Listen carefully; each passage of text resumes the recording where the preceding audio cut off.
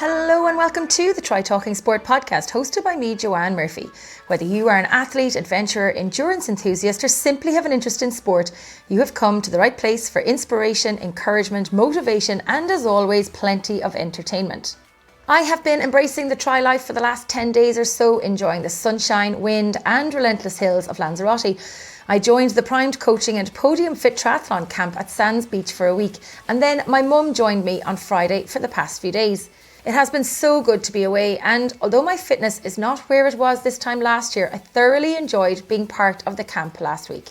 I know I joked in recent episodes of the podcast that I wasn't sure how I would hold up on the hills or if I'd be dropped before we even left the hotel, never mind climb the first hill on the bike, but I was in a super group led by patient Paddy McLaughlin, who made sure that no one was left behind. Some days I felt like I had conquered the world by the time I got in off the bike. Battling the wind, embracing the hills, all whilst having fun. There was such a great sense of camaraderie, support and plenty of encouragement, regardless of your level of ability, that no matter what you had achieved on the day, it was all respected and acknowledged by the group. Add in the nudge from Oliver on the lunch stop for me to go for a brick run off the bike on most days, and sure, I thought I was ready to take on an Ironman after a 70k bike and a 3k run. I most certainly am in no fit shape to take on an Ironman, but maybe a sprint or Olympic distance race this year is closer to being on the cards than it was 2 weeks ago. What's more important though is that I have definitely found my triathlon mojo again, and I have surprised myself by how much I have enjoyed being challenged to push outside my comfort zone every day that I have been here. I have loved being immersed in triathlon this past week, surrounded by people who are continuing to chase their dreams and goals in sport. Getting to hear stories of achievement and success from the people in the group last week was very inspiring and very motivating. Oliver and Paddy have something very special going on with their camp. It hits all the right notes and tone for the athletes with big goals or chasing podiums, to those who just want to embrace the tri life and simply enjoy the sport and get fitter and stronger for their season ahead. I would have no hesitation in joining the camp again and hope I will get the opportunity to do so in the future. Now that the camp is over and everyone's gone home, I've continued to enjoy some swim, bike and run, although I gave my bike back on Monday, and so it's run and swim until Thursday, then back to Ireland for another busy weekend ahead on the microphone with Gymnastics Ireland at the indoor arena. It is almost time to get back to reality, but in the meantime, be sure to check out the Try Talking Sports socials for some competitions this week. I will have race entries for the Great Ireland Run on April 16th and entries for the Wexford Half and 10k on April 23rd up for grabs this week, and also have some discounts to share on a number of events too, so be sure to give us a follow. And of course, speaking of discounts, don't forget you can get 15% discount on all Nuisan products online using the code TTS15. Be sure to check out their products on www.nuisan.com. I have been lashing on the CBD muscle gel on my legs all week. It is simply amazing. I received a lovely review of the podcast last week. Thanks so much to the kind listener for taking the time to submit it. If you are a fan of the podcast, a positive review would make my day. So if you get a chance, I'd be very grateful for a review as we continue to try to inspire, motivate and encourage you to follow your own passion for sport. I hadn't planned to release an episode of the podcast this week, but after spending so much time with Paddy last week and every so often hearing nuggets of some of the events and races he had competed in, I couldn't resist the opportunity to cajole and, if I'm honest, slightly pressurise him into coming onto the show. The humble Donegal man of Podiumfit.ie has embraced a life in triathlon and sport as both his profession and his passion. Working in sport and fitness for over 20 years with a variety of qualifications, he's a level 3 coach, a physical therapist, a Bikefit and a Gebiomized qualified bike fitter and an athlete who has tackled some of the toughest triathlon races in the world. Not shy of taking on a challenging race, he has completed multiple extreme events including the Celtman on 3 occasions.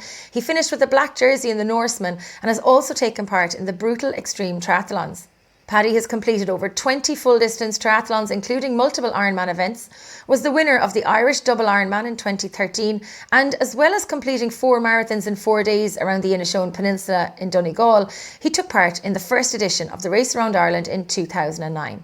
Sport has been in his life from a young age. From karate, kickboxing and rugby to triathlon, he is passionate about sport, not only as an athlete himself, but in supporting his coached athletes achieve their goals and potential. It is no surprise that he was Triathlon Ireland Coach of the Year in 2015.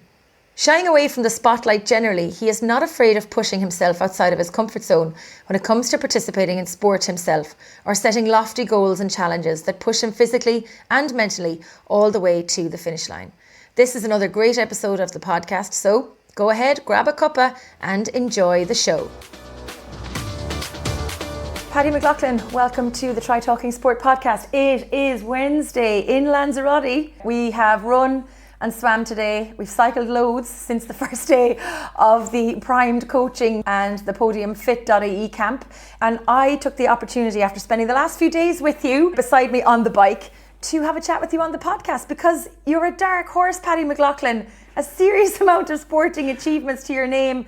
And well, we're going to tell the listeners a little bit about you. So Paddy, are you having fun in Lanzarote is the first question. How are you, Joanne? Yeah, we're loving it. Yeah, we've been coming here now for 10 years. Having a blast. Great that you joined us on the camp. Basically the camps are for all abilities, so we've people here that are literally just getting into triathlon, with people signed up for Ironman, people have done World Championships, so caters for everybody. Yeah, we're halfway through the second camp, so having a blast. Yeah, it's good. Paddy, you told me on Saturday afternoon that you were going to push me outside my comfort zone for this week, which you certainly have done. And then I'm returning the favour of pushing you outside your comfort zone. So you don't really like doing podcasts and things like this. So you are doing this a little bit under duress. Yeah, I like working in the background, keeping out of the way. So yeah, definitely. But I think it would be remiss of me if I didn't share with our listeners some of your story in sport. So how did you get into triathlon, first of all? I seen Kona Ironman World Championships on TV somewhere. I thought that looked pretty cool. And then when I got into my first job, I was a fitness instructor. The gym I worked in, my boss, she was an international swimmer and she did triathlon. So she put a bet on with me that I couldn't beat her in a triathlon. So I did the triathlon. I absolutely sucked at it. I was the last person out of the water. She was first. She hammered me. But I got addicted to the sport and I've been at it ever since. So when was that? That was back in 1999, was it? 1999, yeah. Back at the Northwest Triathlon Club. It was like a club training race. So despite being last out of the water and getting beaten by your boss and losing the bet, you seem to have embraced a life in sport and a life in triathlon. Yeah, I was just got addicted to the sport and I've been at it ever since. So yeah, I would have done my first Ironman in probably 2006, I think, Ironman Frankfurt. So you've done about 20 Ironmans at this stage? I think the last count it was around 23 or something like there, yeah. Give us some insight into some of the races that you've done. So I know you've done Ironman races, but then you've also done Celtman, Norseman, got the black jersey for the Norseman, which we discovered during the week as well on the bike. Yeah. And you're also the champion of the Double IRONMAN. Yeah, so I found out pretty quickly that I'm not a fuel injected engine, so I can go all day and I like challenging myself, so I would have veered more towards the extreme events. So I would have done Norseman, done the Celtman 3 times, would have done the Double Ironman as you said, and sort of a lot of endurance, the race around Ireland, that kind of stuff. Like, so I would have veered more towards the challenging events rather than the faster stuff. And before we start talking about some of the events that you've actually done, what were you like as a kid growing up? Were you big into sport as a kid, or was it just something that you happened to do out in Donegal? Well, my background was sort of contact sports, so I would have done karate, kickboxing, rugby, so I would have done them for years.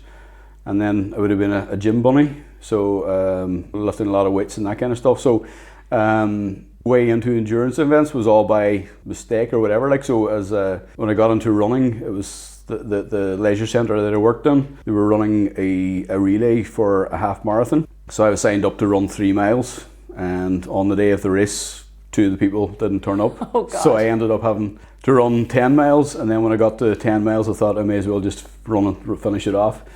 So that got me into the running side of things. So yeah, once I got involved in the endurance sport, it's just sort of... What is it about endurance sport that you love? You've made a career out of it. Yeah, I just love challenging myself and seeing what I can do and how far I can go. You did your first triathlon in 1999. You then went on, and when did you do your first Ironman? 2006.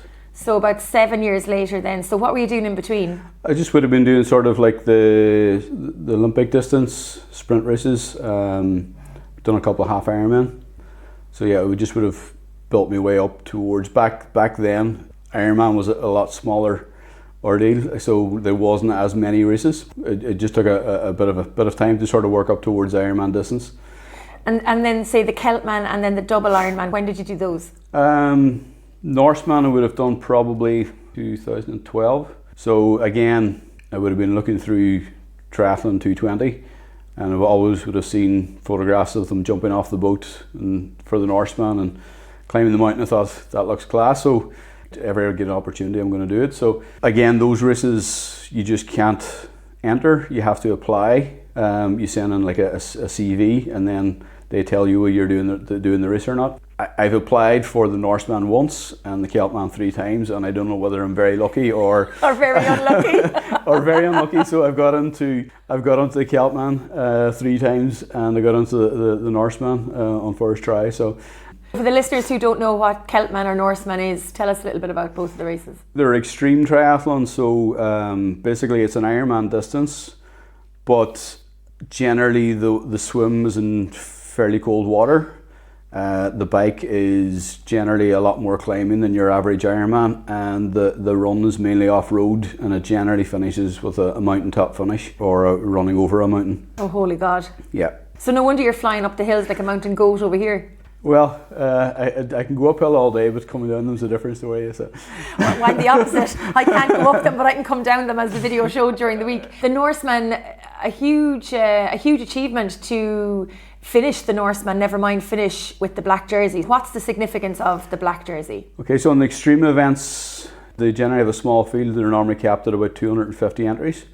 But generally halfway through the run there's a cutoff, and if you don't make that cutoff, you do what they call a low option, and if you get through the checkpoint, you do a high option. So generally that high option is running over a mountain or going to the mountaintop finish. By that they distinguish. You get a black t-shirt if you go up the mountain in the Norseman, or a blue t-shirt in the Celtman, and if you don't, you do a low route, which you get a different colour t-shirt then. So in terms of a race tactic in the Norseman, are you going as hard as you can to make a cut-off within reason? Because obviously it's a really long day out. What was the sort of time for the Norseman? Do you remember? Overall, or for the checkpoint? Overall. Well, in the Norseman, it's the first 160 people get up the mountain. The checkpoint, just off the top of my head, I just can't remember. And the Celtman, there's a time limit. So I think it's 11 and a half hours you have to be at the checkpoint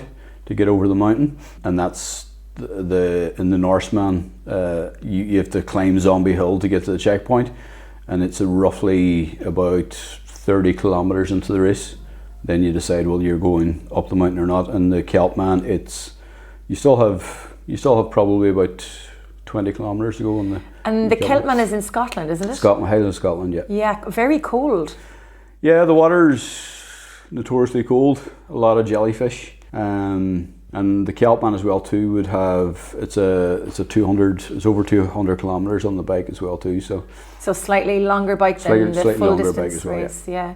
Gosh, and what sort of training did you have to do for those extreme triathlons? We kind of know what training needs to be done for an Ironman, but when you look at the extreme stuff, or even the double Ironman, like for me it seems like your training needs to be very tailored. Well, for the Norseman, the bike course has got nearly 4,000 metres of climbing on the bike course. You would have been doing a lot of hill work on the bike. The Celtman bike is flatter, but it's longer. But the first part of the run is tougher, so definitely the race tactics change depending on the race. But again, the double Ironman was a completely different kettle of fish as well too, in a sense that we would have done Lanzarote Ironman as a taper race 3 weeks before the double Ironman. Sorry, what? So we would have done, like, it was the double Ironman was about 3 weeks after Ironman Lanzarote, so we've done Ironman Lanzarote as like a B race before training race, yeah. Myself and Shane McGill. Have to get him mentioned in the podcast. Oh yeah, he'll be given out that he wasn't on it, even though he did give me a lovely race report for Kona that you can find on the Try Talking Sport website.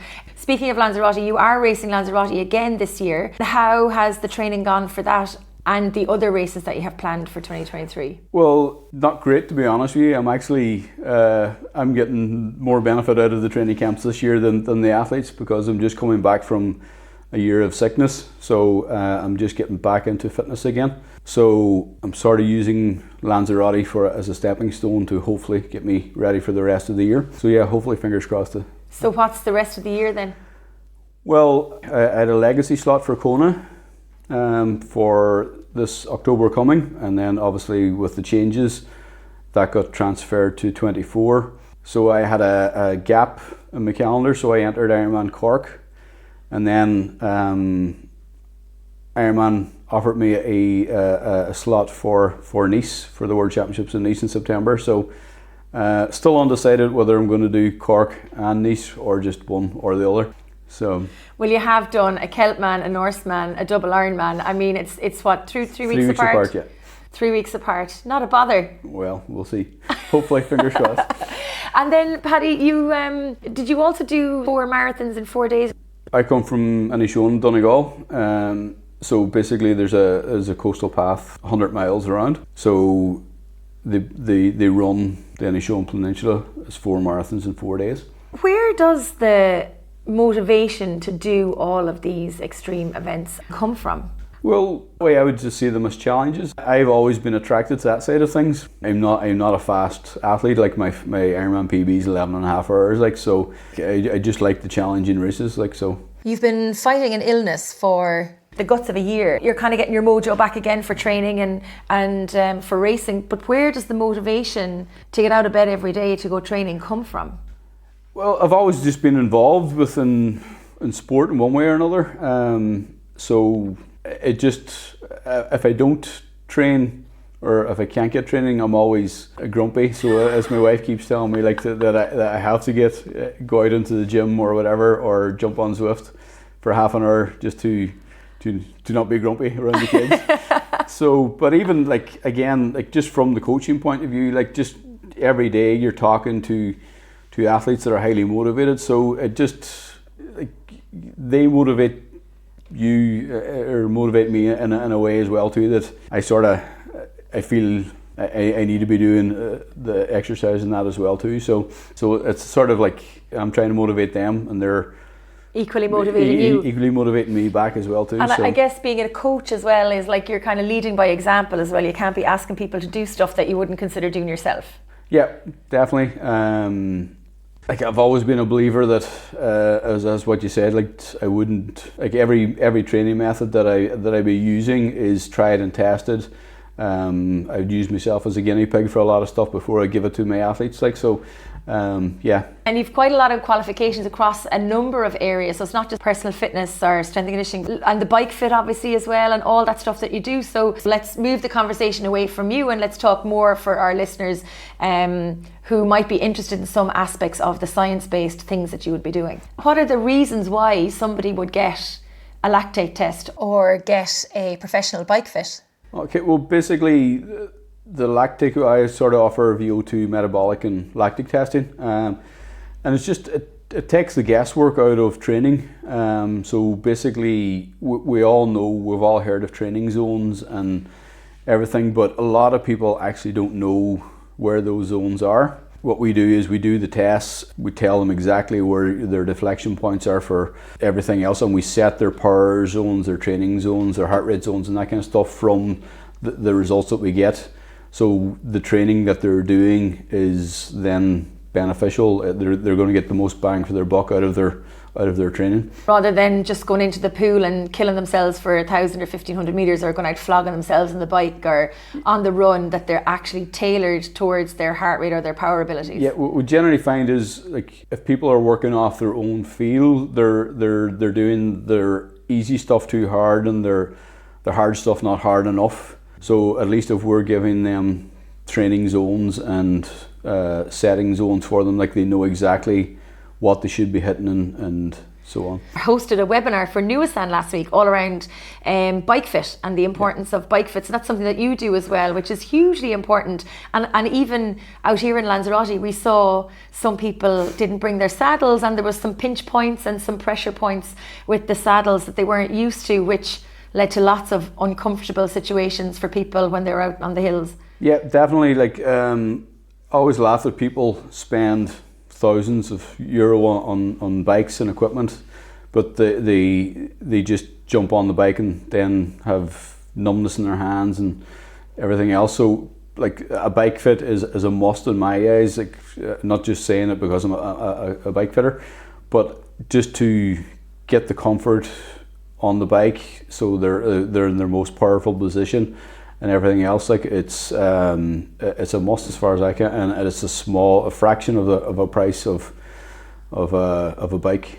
Yeah, it can be the difference between enjoying your spin and being Absolutely, in the horrors. Yeah, absolutely. But not just your undercarriage, but like everything, as you say, like the numbness in the hands, the numbness in the feet, neck sore, everything. Yeah, everything just down, even from cleat position on the shoes to like we do pressure mapping on the saddles and that kind of stuff, just to take out the hot spots on the seat and everything. Like, so my background is in physical therapy and that kind of stuff, so like when we're doing the bike fits as well too, like we're sort of doing like a functional movement screen as well too, so we're checking for muscle and movement dysfunction as well too, so that they're positioned properly on the bike as well too for their mobility and their everything else. So, yeah. We've covered a couple of bits of what Podiumfit.ie does, but a major part of what you do is coaching. So how did you get into coaching in the first place? When I started triathlon, I would have joined Northwest Triathlon Club up in Derry, and just as I got more involved in it,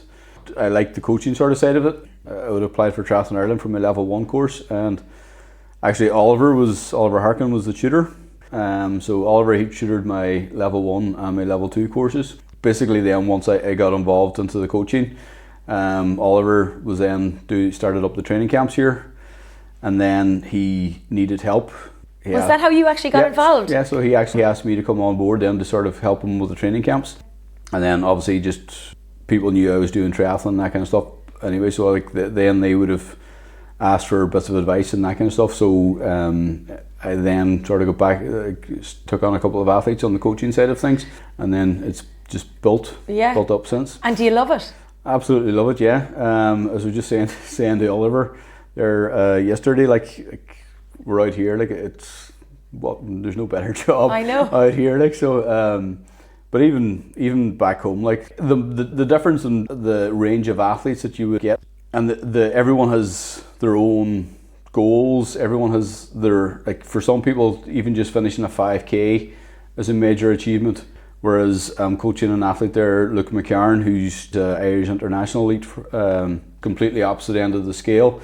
Coached deck Ironman, people that have ran from Mizenhead to Malhead and so on. So like from complete beginners to elite athletes, it's just such an interesting job, and I enjoy the challenge of sort of getting them to the finish line and reaching their targets. You're basically just like a big problem solver on how to get them there in the best shape possible and so on. So you actually started smiling, Paddy, when you started talking about the athletes that you were coaching. I finally got a smile. But yeah, like even there, like just as an example, some of the athletes that have like I have a 75-year-old mountain runner, and like just she's an absolute delight to work for. And like last year, I would have had a guy, a type 1 diabetic, who wanted to do Ironman Cork, so just getting him even to the start line, let alone the finish line, was just the challenges that you meet. Just absolutely love. Yeah. And when you think back to like your days in school, were you a good kid, or were you bold? No, I say it would have been. Well, my mother would probably tell you different, but I would say I would say I was pretty okay. Were you a nerd, like? Not really. I wouldn't say so. I was all into Star Wars stuff and stuff they got there, but I wouldn't say I was a scholar by any means. And apparently you have a thing for bobbleheads. Yeah, I have a collection of Star Wars bobbleheads across the dashboard of my van, yeah. We might not go into a discussion on those today now. But when you think back to like say when you were 15, 16, 17, what was your career path trajectory back then versus what you've managed to carve out as a career now?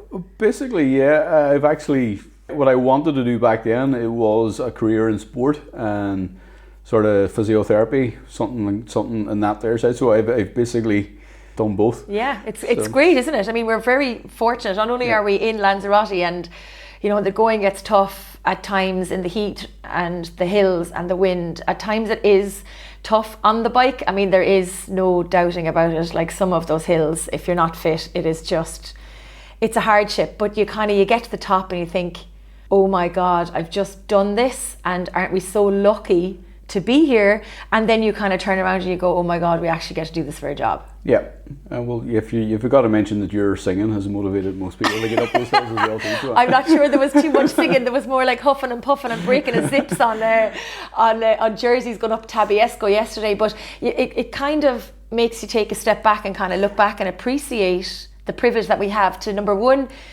have a career in sport. I'm certainly never going to have the ability to be a professional athlete, but I've carved a niche in a great career for myself, which affords me the opportunity to be out here with a fantastic group of people, and yourself and Oliver as coaches. Like you kind of have to take a step back and go, wow. Yeah, it's a running joke in our house that Daddy's going away to Lanzarote to work, air brackets. Everyone just working in Lanzarote, but it actually, as you can testify for me, it actually is hard work, but it is a very enjoyable week out here. It's very rewarding, and you can see it on both yourself and Oliver, how much you both get out of seeing the people on the camp achieve things they maybe didn't think they could. I know there's the fast lads, and they're super fast and they're pretty able to manage themselves, but they still need a little bit of the support from the coaches, and that's there. And then say you have the likes of me, who hasn't really trained for ages. I mean, my fitness from this time last year is on the floor, and I really was worried about how I would get on across the swim, bike and run. So I've ditched the early morning swim because it doesn't suit me. I need to do a bit of work, and it's too cold in the pool without a wetsuit, and I don't want to get a cold. But then going out on the bike, I thought like I wouldn't be able for the bike, and then suddenly there's this sense of encouragement, sense of achievement. There's people at your level in the swim that are at your level in the bike, that are a different level on the run. And even though it's a training camp for all of us, everyone is facilitated in training to their level. Yeah, for sure. You definitely haven't given yourself enough justice, because you're a lot stronger on the bike than you said you were when you came over here. But yeah, everybody's divided up into groups. So we've got 3 lanes of swimming for 3 different levels of ability. The bike routes are broken up into groups as well too, for different levels of ability.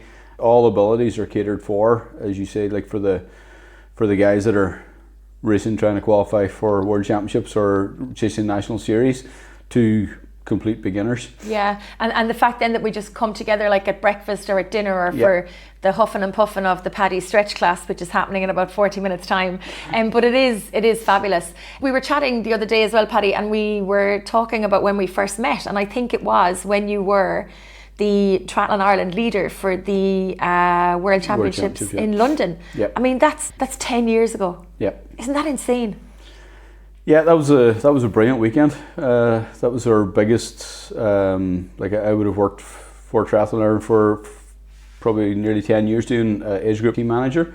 So I would have done quite a lot of the world and European championships in Holland and Rotterdam and London and everything. So, but London was actually, at that time it probably still is the biggest. Athlone, I think, was the European Championship as well too. But it was the biggest showing of Irish athletes abroad at a World Championships, and it was a brilliant weekend's crack. It was so much fun. Yeah, it was absolutely fantastic. It was funny because in transition we had a small tent opposite Team GB, and all the Team GB athletes were coming over to us because there was a party atmosphere in the Irish camp. Yeah. It was a brilliant weekend. It was super. And coming back to you now, Paddy, when you look back at all of your achievements in sport, what would you say are you most proud of? Probably in different sports, different things. If I was to nail it down to one, it probably would have been the Norseman black shirt finish. But my brother and my father were my support crew. So there's a fantastic photograph of the 3 of us at the finish line. all holding our arms up like so in celebration, like, but like that to me is probably the biggest achievement. So your proudest achievement or your biggest achievement? Well, proudest is probably not actually my own. It's probably my athletes. Like I said, like I have athletes that have done amazing things, like running from Mizenhead to Mallinhead, cycled from Mallinhead to Mizenhead non-stop in under 24 hours, finished a Deck Ironman. So my proudest is probably not my own.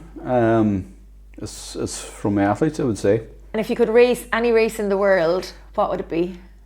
If I could only do one race ever again, it would be the Celtman. I would do the Celtman every year without fail. It's a fantastic race.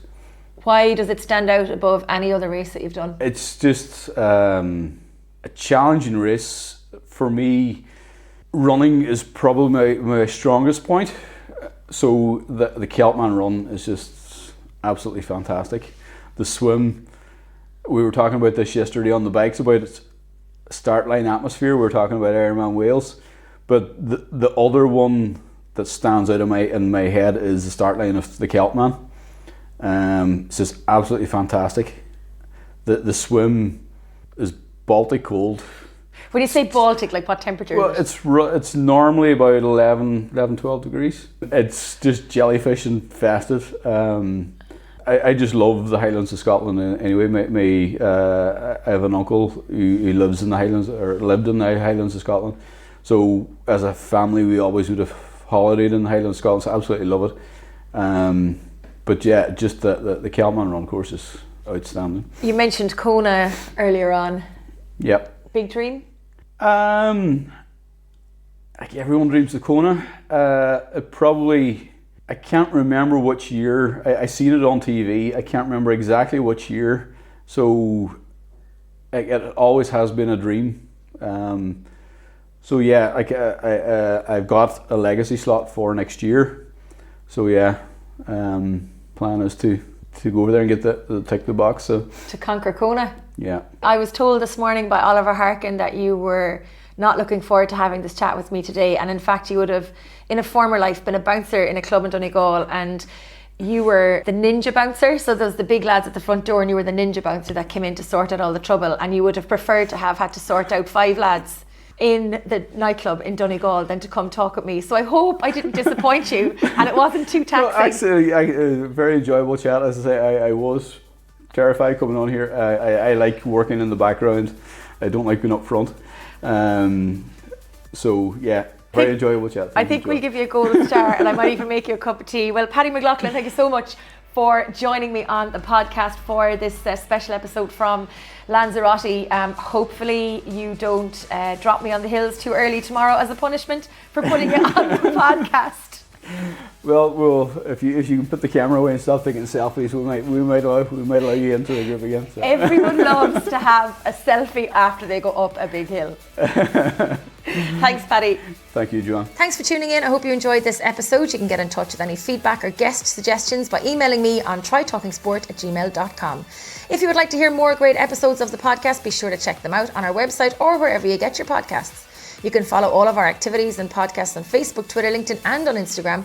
And if you have any feedback or guest suggestions, please email me on trytalkingsport@gmail.com. I'd love to hear from you. Until next time, thanks for listening, stay safe, keep smiling and remember to look for fun and adventure in every day.